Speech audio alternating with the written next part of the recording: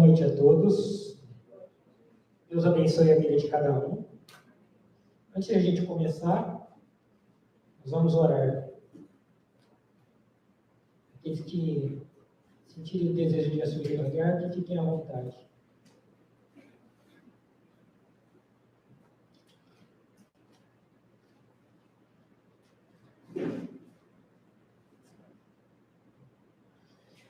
Pai Santo e Eterno Deus, em nome do Teu Filho Jesus, quero pedir a Deus que nesses momentos que se seguem, ó Pai, que minha vida não impeça daquilo que o Senhor tem para a vida de cada um de nós. O Senhor sabe que por mim mesmo eu não posso fazer nada, mas eu oro para que o Senhor derrame o Teu poder sobre cada um de nós e que o Senhor possa também operar nos nossos corações, nas nossas vidas, Pai.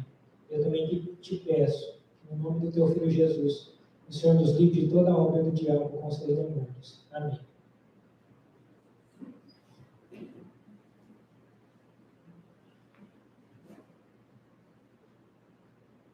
O título da ministração de hoje é essa aí, A Fumaça do Mundo. Eu escolhi esse título porque eu estava lá em casa vendo alguns vídeos do Telegram, né? E aí apareceu esse vídeo para mim e eu fui ver. Não é um vídeo de uma pessoa que tem um canal que fala das coisas de Deus, que é evangélico, mas é um senhor que parece que ele mexe com câmera. Ele dá aula de câmera, ensina a mexer com câmera, essas coisas. E aí estava esse vídeo lá, mas ele é como eu, dá para perceber que ele é um senhor convertido.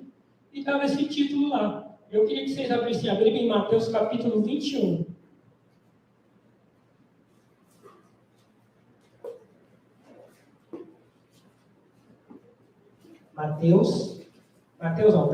Lucas, capítulo 21. Lucas, capítulo 21. Interessante que ele usou as coisas, né? Ele usou tudo aquilo que está acontecendo no mundo hoje e fez uma analogia, né? Com as coisas espirituais. Eu achei muito interessante e interessante que ele usou algumas coisas bem simples que leva a gente a meditar bastante. Lucas capítulo 21, a partir do verso 25. Todos acharam? Lucas 21, 25 diz assim: E haverá sinais no sol, e na lua, e nas estrelas, e sobre a terra a aflição das nações com perplexidades, o mar e as ondas bramindo. O coração dos homens desfalecerá por meio das expectativas daquilo que sobrevirá à terra, porque os poderes do céu serão abalados. Até aí. E aí interessante que ele deu esse texto, e a gente o texto aqui de Lucas capítulo 21, ele é o mesmo você encontra ele lá, é o mesmo de Mateus capítulo 24 e de Marcos 13, que fala, né, do fim do mundo, quando os discípulos perguntam para Jesus do fim dos tempos. E aí é interessante que eu já estudei sobre isso, e esses acontecimentos aqui, que está descrito aqui com o cabelo, já aconteceram, isso está no Grande Conflito, para quem quiser ler, se não me engano é na página 494, e isso já aconteceu, mas a gente sabe que essas coisas vão voltar a acontecer, mas num breve período curto, muito mais rápido. E aí ele citou tudo que está acontecendo no mundo hoje, né? A questão do terremoto, a questão das tragédias, a questão dessa chuva que teve agora no litoral aí paulista, com 600 milímetros de chuva, coisa que nunca aconteceu na história do Brasil. Então ele falou, isso são sinais da volta de Cristo? São sinais da volta de Cristo. E aí o mais interessante, ele fala, mas essas coisas todas já aconteceram. Mas ele fez uma relação muito interessante. Ele falou, só que o mundo hoje está parecendo um catalisador. Você sabe o que é um catalisador? É um produto químico que faz acelerar certos tipos de produto. Vou dar um exemplo bem simples para vocês, para que você saber o que é um catalisador. Vamos supor que você quer pintar uma parede e você precisa que ela seca rápido. Existe esse produto catalisador que você coloca na tinta, acelera o processo de secagem. A parede vai secar mais rápido. E é isso que ele disse. Ele disse, ó, o mundo está parecendo um catalisador. As coisas estão se acelerando, estão acontecendo muito rapidamente. E é verdade. Se a gente parar para pensar o quanto os dias estão sendo corridos, o quanto a correria do dia a dia, parece que, por exemplo, hoje é quarta, parece que quarta foi ontem, parece que nós vemos no culto, parece que todo dia é sábado, parece que todo dia é segundo. Tamanha correria que há. E ele fez essa relação. O mundo está parecendo um catalisador. Deus está acelerando as coisas acontecer, porque a palavra de Deus diz que se o tempo não fosse abreviado, até os escolhidos seriam perdidos. E aí outra coisa interessante que ele fala é que a relação que ele faz é que, por exemplo, tudo isso que eu falei, tudo isso que está acontecendo no mundo, qual o nosso senso de justiça? O que isso, as coisas que estão acontecendo no mundo, tem trazido o que para as nossas vidas? Você tem pensado em quê nisso tudo que está acontecendo? Aí ele deu um exemplo bem simples. Vamos dizer que você levanta cedo para trabalhar, e aí você está saindo da sua casa, de repente você olha para trás, está saindo fumaça da sua casa. Se tem fumaça lá é porque está tendo fogo. Você faz o quê? Você vai trabalhar ou você volta para socorrer a casa para tentar apagar o fogo? É claro que a gente corre, a gente quer apagar o fogo. Mas, espiritualmente, a gente não pensa assim. A gente está, como veio palavras para a igreja, e eu creio que é para todos, e é para mim também, estamos mortos. Estamos prestes a morrer. Tem uns que estão para morrer. E o que você tem feito da sua vida depois que veio palavras de confronto contra cada um de nós? Temos feito o quê? Será que tem existido esse senso de urgência? Não, eu preciso dar um jeito na minha vida, eu preciso correr, reagir. Nós temos reagido, o mundo está pegando fogo. Interessante que desse jeitinho que ele pôs, eu pus, ó. A fumaça do mundo. O mundo está prestes a explodir. E nós estamos fazendo o quê? O que nós estamos fazendo? Vamos seguir a nossa vida normalmente? As coisas estão acelerando a cada dia mais que se passa. E nós estamos, desde andar para frente, nós estamos regredindo. Senso de justiça. Significado de senso de justiça é o tempo em que cada pessoa leva para começar a executar uma ação. Esse é o senso de justiça. É o tempo que você leva para executar uma ação.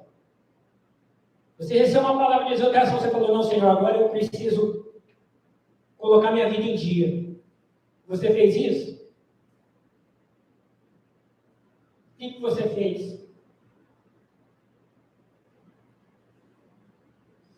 No livro Testemunhos para a Igreja, a Ellen White diz que a falta de espiritualidade e de santidade é o que nos leva às ações injustas. Falta de espiritualidade e santidade, que nos faz levar a ações injustas. E ela diz que o nosso coração, o nosso espírito em dia e com a nossa santidade em dia. A gente está mais propenso a ter ciúmes, a ter ódio, a ter inveja, a ter mal suspeita, a ter maledicência. Se você tem isso na sua vida, ou alguma área da sua vida está nessa condição, é porque você não está 100% espiritual e que sua vida não está totalmente santificada. E quando a gente não está assim, a gente não enxerga essas coisas. E eu achei tão interessante porque ele falou que ele se converteu há 35 anos atrás. E sabe o que ele fez quando ele encontrou Jesus? Ele largou até de estudar. Ele falou, quando eu me converti, eu não quis saber de mais nada. Ele só queria saber de Jesus. E ele falou, eu sofro até hoje, porque eu não estudei, minha filha esposa, eu não consegui dar uma vida digna para ela. Mas quem dera nós largássemos tudo para correr. como nós precisamos correr, como ele correu. E nós temos feito o quê?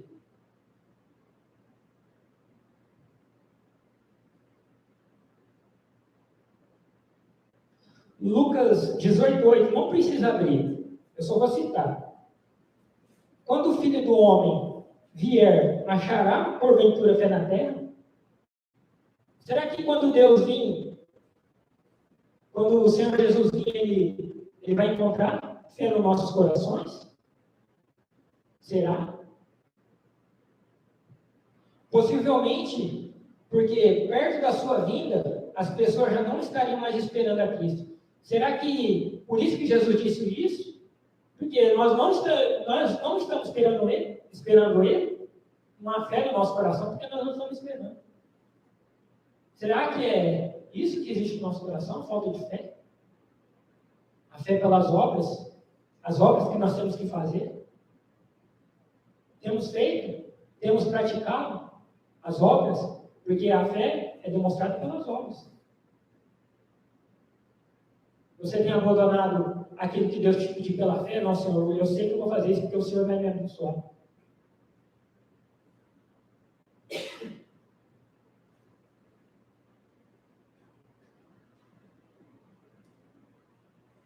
Você sabia que nós tínhamos que viver, interessante, que nós tínhamos que viver como se a gente fosse morrer amanhã. Já pensou se a gente soubesse que a gente ia morrer amanhã? A gente ia fazer tudo o que a gente queria. Se a gente pudesse fazer, a gente fazia. Não, vou morrer amanhã, vou fazer tudo. É assim que a gente tem que viver. Como se a gente fosse morrer amanhã, como se Jesus fosse voltar amanhã. Mas a gente não tem esse senso. Não existe esse senso de justiça no nosso coração. Mas é por isso que Jesus também não fala qual é o dia e a hora da vida dele. Porque se ele tivesse falado, aí que nós estaríamos vivendo em berço esplêndido. Não, a gente sabe o dia que Jesus... Por isso que Jesus não falou o dia nem a hora e ninguém sabe. Por isso que ele disse que ele vai vir como um ladrão, pegar as pessoas de surpresa. Porque a gente tem que estar nos preparando. E se a gente não se preparar, seremos pegos de surpresa. Por mais que a gente conheça a Bíblia, conheça a palavra, conheça as profecias, a gente será pego de surpresa. E nós precisamos correr. Engraçado que aqui a Ellen White também cita aquele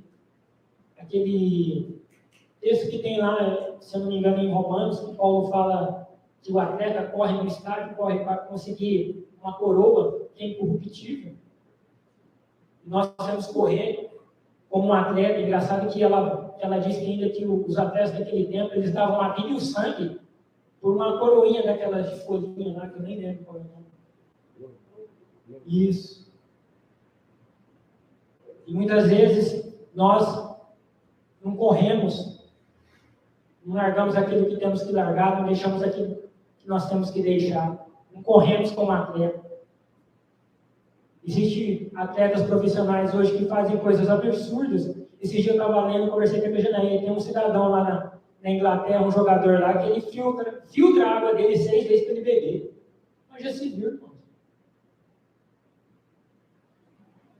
E a gente, às vezes, não guarda uma lei de saúde. Não é brincadeira, não, irmãos, é sério. Outra coisa, muito importante. Sabia que quando não existe esse senso de justiça nas nossas vidas, existe orgulho no nosso coração? Sabia que existe orgulho no coração quando a gente quer que Jesus volta só para a gente? Porque lá, se eu não me engano, em 2 Coríntios, no capítulo 5, no verso 14, diz que Cristo morreu por todos. Cristo morreu por todos, e logo todos morreram. As pessoas lá de fora estão salvas, porque Jesus morreu por eles. A única coisa que falta na vida deles é desenvolver a salvação, igual nós estamos fazendo aqui. E o Evangelho precisa chegar lá, precisa chegar neles. E por isso que nós estamos aqui. E se a gente quer, se a gente está aqui, e se a gente só quer que Jesus volte para nós, não, vou me preparar, não, irmãos, esse é o orgulho do nosso coração. Porque tem gente lá fora que precisa escutar a mensagem, tem pessoa lá fora que precisa amizade, precisa ser salvo. Eu vou me santificar aqui porque eu quero que Jesus volte para mim ficar. Não, A gente não tem que pensar na gente, tem que pensar nos que está de fora. Deus vai cobrar isso de nós. Porque foi para isso que Jesus colocou aqui.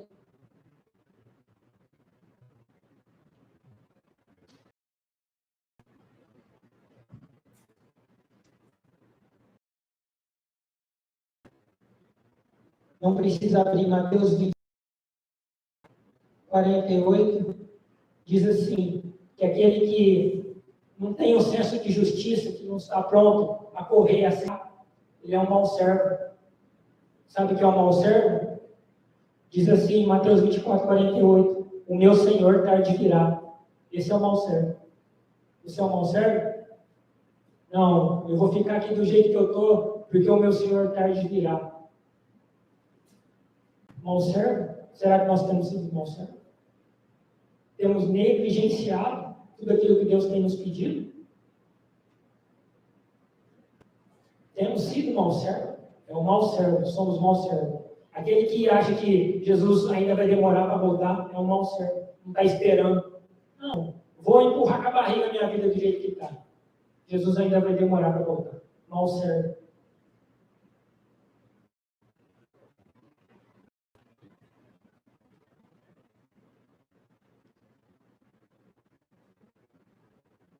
Sabia que a pessoa que não tem um senso de justiça, ela afasta da mente dos outros a convicção de que o Senhor está prestes a vir? Sabia se... Eu creio que ninguém fala que Jesus vai demorar para voltar, mas sabia se a gente falar, a gente... Como é que eu li aqui? Deixa eu só voltar. A gente afasta da mente dos outros essa percepção de que Jesus vai voltar?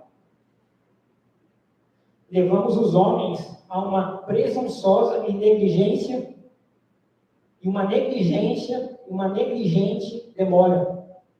Quando a gente não tem esse senso de justiça, quando a gente se demora, nós levamos os homens a uma presunçosa, o pecado da presunção. A gente fazemos as pessoas presumirem ainda que Jesus não vai voltar agora, que Jesus está demorando, vai demorar ainda para voltar.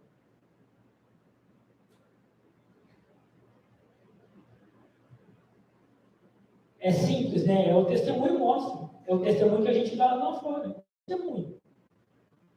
Muitas vezes a gente não precisa falar, mas é o nosso jeito de agir, é os nossos costumes, é aquilo que a gente crê, é aquilo que a gente fala, é na nossa comida, é naquilo que a gente come. Muitas vezes, se a gente come errado na frente das pessoas, as pessoas nem vão imaginar, claro. Agora, se você dá para a pessoa, vamos supor que você está no restaurante e a pessoa está vendo, por que você não está comendo esse tipo de coisa que eu estou comendo?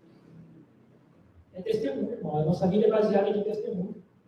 E isso faz com que a pessoa presume, na verdade, elas não vão nem saber que está votando. E é pecado.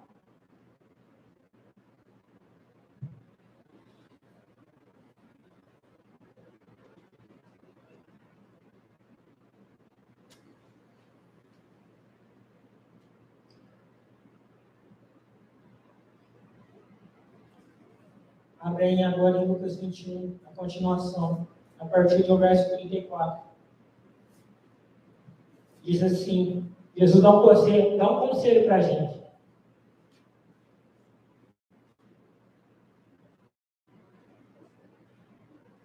Diz assim, e tomai cuidado por vós mesmos, para que em nenhum momento os vossos corações sejam sobrecarregados com excessos e embriaguez e cuidados da vida, e aquele dia o sobrevenha desprevenidamente.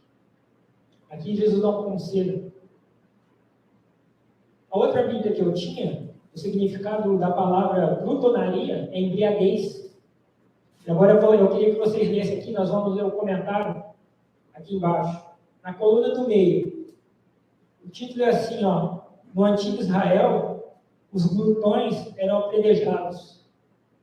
Era sério, irmão, o pecado da glutonaria não é brincadeira, não.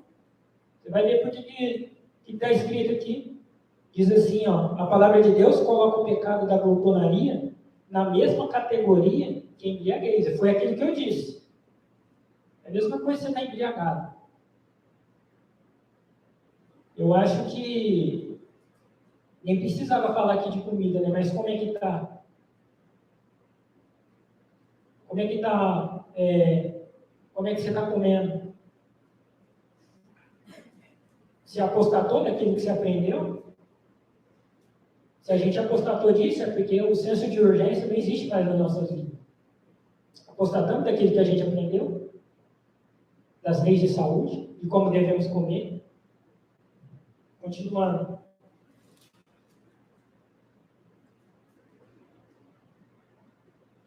Tão ofensivo era este pecado à vista de Deus, que ele deu indicações a Moisés de que um filho que não pudesse ser restringido quanto ao apetite, mas que se empanturrasse com tudo o que desejasse, o seu paladar devia ser levado pelos pais aos juízes de Israel, para que fosse apedrejado e morto.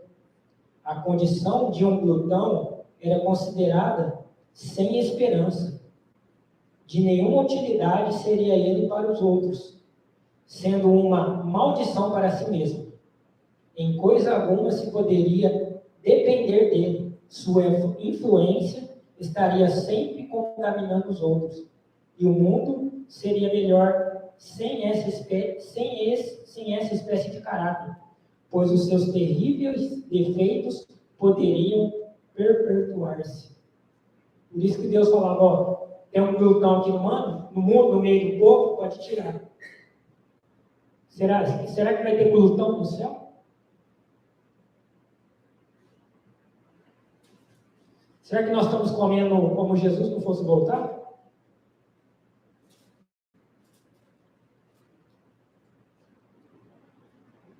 Verso 35. Porque virá como um laço sobre todos os que habitam sobre a face da terra. O verso 26. Vigiai, pois orando sempre, para seres considerados dignos de escapar de todas as coisas que hão de acontecer e de estar em pé diante do Filho do Homem. No livro A Meditação Exaltai-o, tem alguns conselhos sobre vigilância. E ela cita alguns, eu trouxe alguns aqui que eu achei importante. Diz assim, ó, vigiais para que não falais precipitadamente, irritada e impacientemente. Como você tem falado, como você tem agido com o seu marido ou com a sua esposa, pais com os filhos, filhos com os pais, tem vigiado a boca de vocês têm vigiado a boca? Aquilo que vocês têm falado?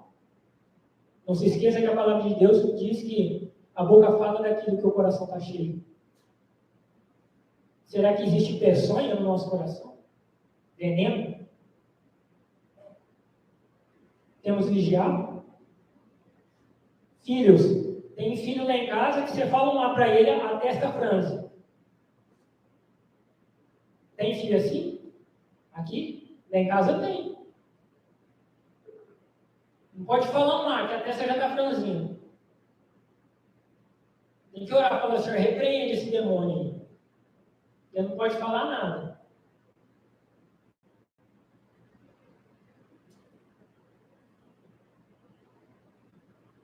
Vigiai para que o orgulho não encontre guarida no vosso coração. Você sabe o que é guarida? Proteção. O teu orgulho te protege? Não, eu sou assim mesmo, eu vou ser assim até morrer.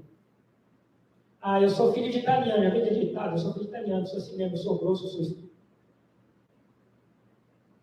Outra coisa importante, eu não preciso de ninguém. Essa é a maior mentira do diabo, dizer que a gente não precisa de ninguém.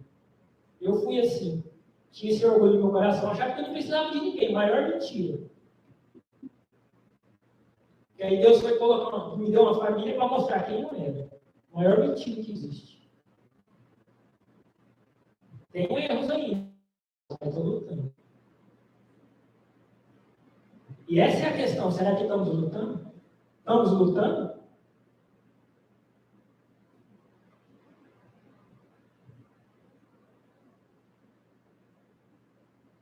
Querer ser melhor, orgulho, saber mais do que os outros. Sabe aquela pessoa que gosta de se achar que é mais que todo mundo? Colocar-se na frente. Terrível, né? O orgulho tem encontrado guarida no seu coração? Você se apoia, né? Está se apoiando no seu próprio entendimento? A palavra vem, a exortação vem, você fala, não é isso, não é bem assim. É orgulho, irmão. Tem orgulho no coração. Precisa correr, clamar. Deus sempre falou, o Senhor está voltando. Mas é que a gente não tem esse senso. Como diz aquele versículo lá, que agora me esqueci onde que ele está. Os filhos das trevas são mais prudentes do que os filhos da luz.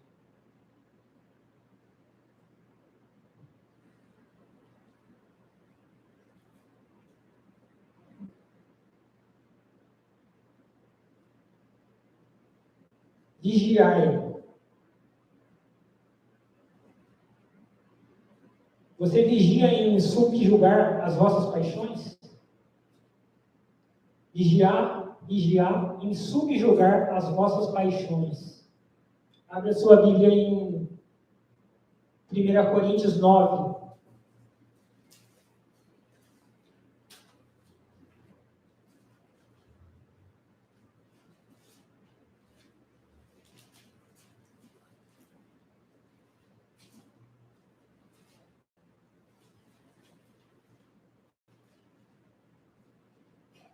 Primeiras Coríntios 9.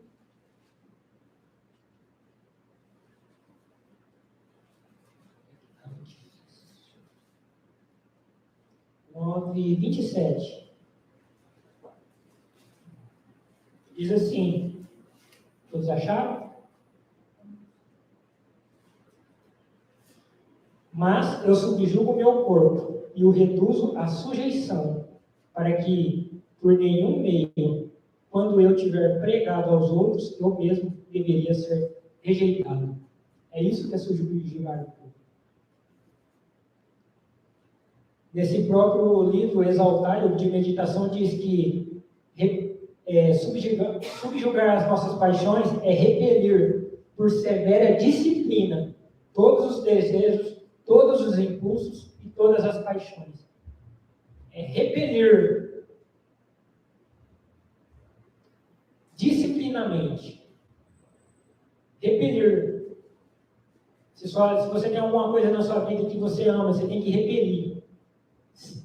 Com disciplina. Não é fazer uma vez e depois abrir uma concessãozinha. Não existe.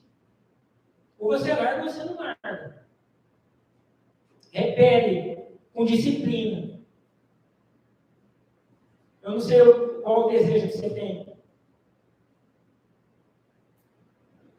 Que a gente às vezes abre uma concessão. É repelir com severidade. Porque se a gente andar igual frouxo, não resolve não. O reino de Deus é conquistado à força, como diz a palavra de Deus. Não, mas é que ainda Jesus vai demorar para voltar. É por isso, porque não existe o senso de justiça nos nossos corações. Nós não estamos verdadeiramente ligados espiritualmente à videira que é Cristo Jesus.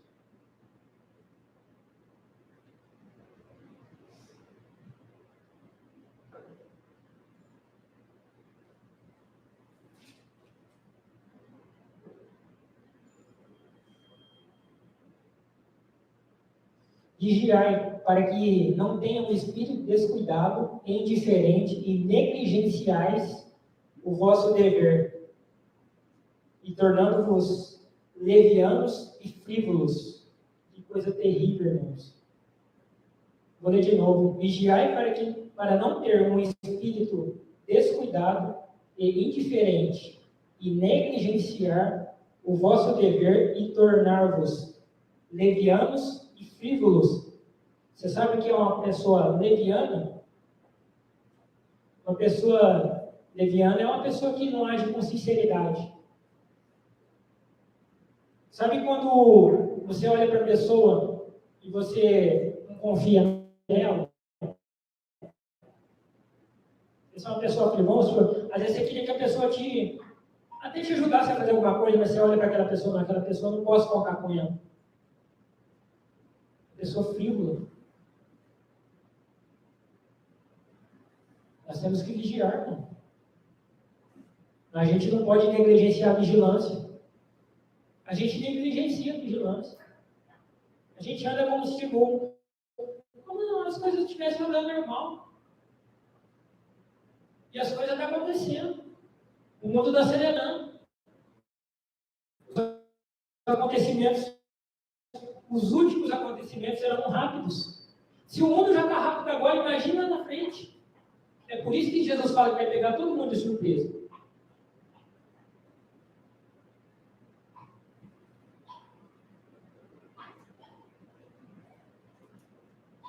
Levianos é uma pessoa que não tem seriedade.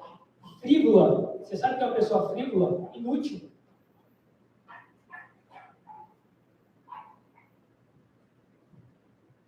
Pessoa inútil. Será que Deus, quando olha para você aqui dentro dessa igreja, fala: você é uma pessoa útil ou inútil? Você tem sido útil para o reino de Deus ou inútil? Não tem valor nenhum para Deus.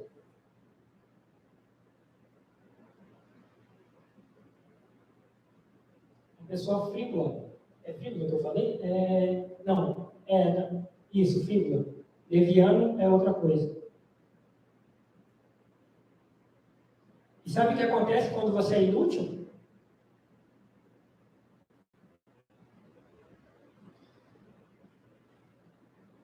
Você tem uma influência para a morte. Sabia que aqui dentro da igreja você não é útil, você é uma influência para a morte? Porque contamina. Contamina, irmão. Coloca uma laranja podre no meio das outras. Contamina. Às vezes é até inconsciente. É sério, não é brincadeira. O que você está fazendo aqui aqui? É melhor que estivesse fora.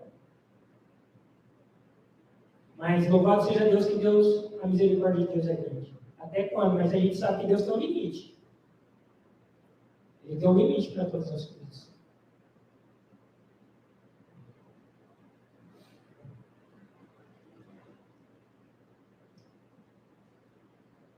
E orai. O exemplo que ela dá de orar é bem simples. É o de Jacó. Com fervor, com luta. Essa oração que a gente faz aí de manhã cedo, aí, de madrugada: o Senhor é esse aqui. Não, é lutar com Deus e falar: Senhor, perdoa meu pecado. Me ajuda a vencer. Me ajuda. Entra lá no quarto e não sai de lá, igual o Jacó fez. Não sair da presença. Falar: Senhor, quando o Senhor não resolver esse problema na minha vida, eu não vou resolver. Eu não vou sair daqui. É assim que a gente tem que ser.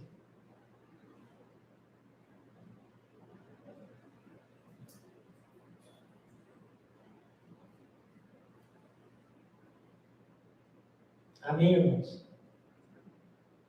A música que a gente vai cantar é Desperta.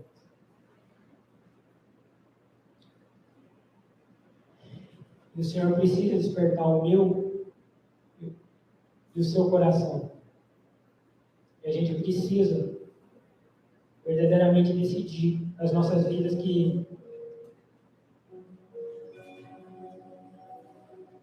a gente quer viver uma vida de verdade, não uma vida superficial. A música diz: antes que anoiteça, antes que seja tarde.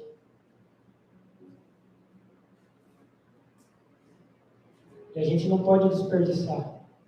A gente tem desperdiçado, jogado o nosso tempo fora. Nosso tempo tem sido tão curto e muitas vezes a gente ainda joga fora.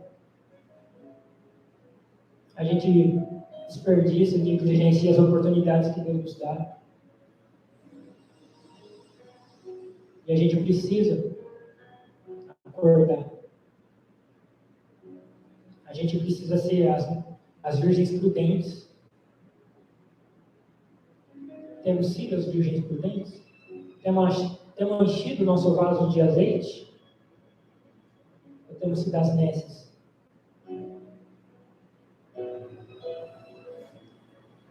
Que Deus abençoe a vida de cada um, amém? Vamos ficar de pé.